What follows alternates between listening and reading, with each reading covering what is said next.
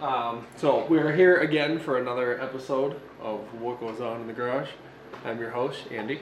Anyway, we are replacing the suspension. Now, the stock suspension is garbage, so we got some coilovers. These ones have custom Swift springs. I chose the Swifts because they're lightweight springs. I got custom spring rates. I did 20s up front, 20Ks, which it came factory with 7s, but that's just not enough, especially we're going to be removing the leaf spring. These are leaf spring cars, which is garbage. So we'll be removing the leaf spring, and then these are a lot shorter. We have them set to a ride height of about 4 millimeters, so the car should be dumped on its ass. We might adjust it a little bit. I hope not. I hope we can leave it just fucking on its ass. But we'll get started here, and then there's a few things I gotta remove if you want to come take a look.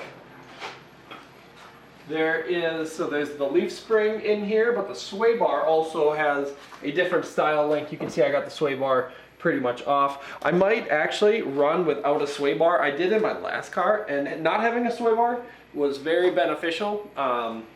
Maybe not so much at high speeds, but when it comes to initiation and the quick agility of a vehicle, I feel as though the front sway bar is best to remove. A lot of people will argue that, and that's fine. You have your own opinions, but that's mine. So we'll get started on removing some stuff. That's good. All right, so we are removing the stock suspension on this side over here. As you can kind of see, there's not a lot of room to work with in here, but we gotta take the top hat off, which is one single bolt, which makes life pretty easy. The bottom is 2 through bolts, and then of course that leaf spring's a little bit separate. You can cut it there. It's come with a factory leaf spring, like I mentioned. So we have to take some pressure off of it. They don't use springs in these cars. They use shock absorbers, but they actually use leaf springs, opposed to a conventional shock. So this has to be loosened, and it has to be removed through the bottom, which is fine, but it's just an extra step and kind of a pain in the ass. But once we get that out, we can take off the sway bar the rest of the way. Should have enough like pre-play or movement to get this completely out, and then we'll be on to putting the coilovers in the front. Then we gotta do the rear. So it's always enjoyable. All right, so if anybody knows me, they know this is the best tool anyone could ever buy. I'm gonna grab my light. So with this leaf spring, I have been struggling with it now for much longer than I like to struggle with things. So we're done, we're fucking done. So anyway, this leaf spring has adjusters on it, essentially to loosen it. They do loosen it. Not a lot though. Remove the upper arms, and not enough. So there's one tool I know that works. Sawzall. That leaf spring is garbage anyway.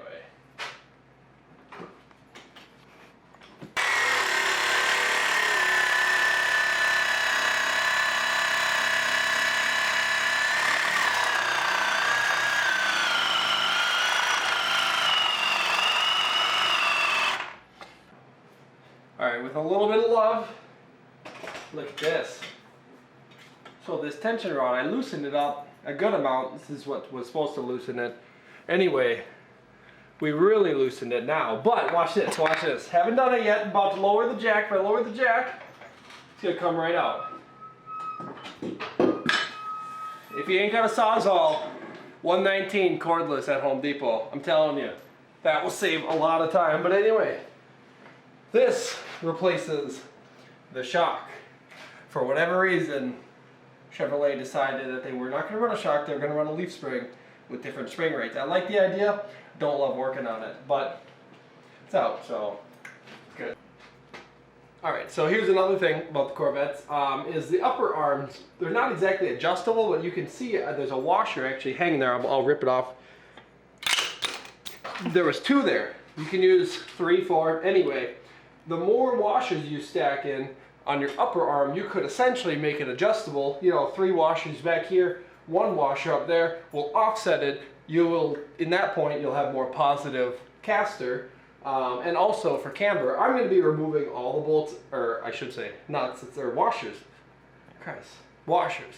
They ran washers, and that's the idea, is that you can just run a big long nasty bolt like this and stack 3 fucking washers on it and then run it in, and that adjusts caster and camber. I'm gonna make it all adjustable, not through this, through adjustable Heims and centric lockout bolts.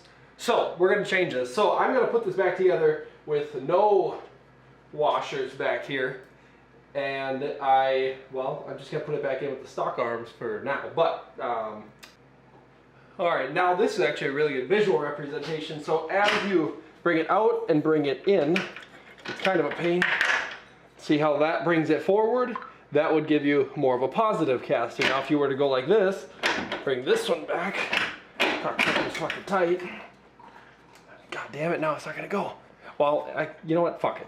Fuck it. Anyway, I was just gonna give you a little pro tip, but I got angry, so we're just gonna continue on with the video. So, you can cut there.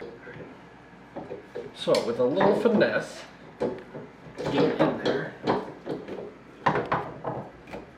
That is gonna be that. And we are gonna have to lift this up. We'll use our knees to help get it up into place. And it's going to be somewhat like that. Alright, so we got the front end. These are the extreme lows, but honestly, still a finger gap. Could go lower. Actually, I can't go lower. So the shocks came set really high. So we're going to lower them. Honestly, we're going to bottom this out on the preload collars. Takes a second, but we are going to lower it until we hit bottom, because I want the rear has to be dumped way more than the front, and the front is dumped about as low as it can go. I have about 4 millimeters of ride height, but I'd like to be at none. So these will be the rears. I'm going to get to putting them in, tighten all these collars up, and we'll see where she sits. Oh, I don't think you're ready for this. Are you ready for this? You got it dumped. So I bottomed about, that's as low as it physically can go. Just started to tuck some tire. The offset is awful on these wheels. They look a little hovercraft sunk in, but we're gonna get some of them concise. Let's take a peek at the wheels. You still got it rolling? Yeah.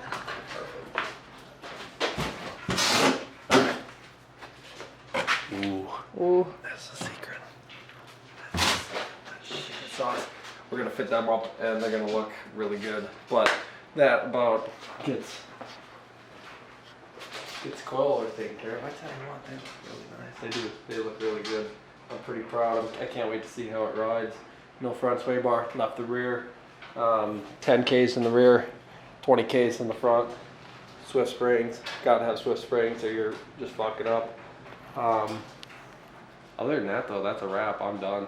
Calling it a day, but turned out sick, and thank you to my camera woman for making this happen. So we're good.